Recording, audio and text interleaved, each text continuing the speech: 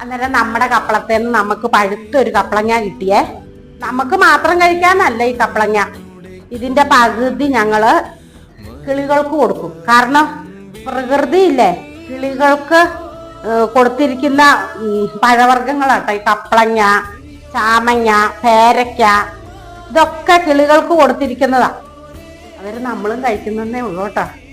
അന്നേരം ഞങ്ങൾ പകുതി എടുക്കും, പകുതി ഞാനും അമ്മയും എടുക്കുമല്ലേ, ബാക്കി പകുതി ഞങ്ങള് കിളികൾക്ക് കൊടുക്കും കേട്ടോ. ഇത് ഈ പകുതി നമുക്ക്, ഈ പകുതി ഞങ്ങള് കിളികൾക്കും കൊടുക്കും.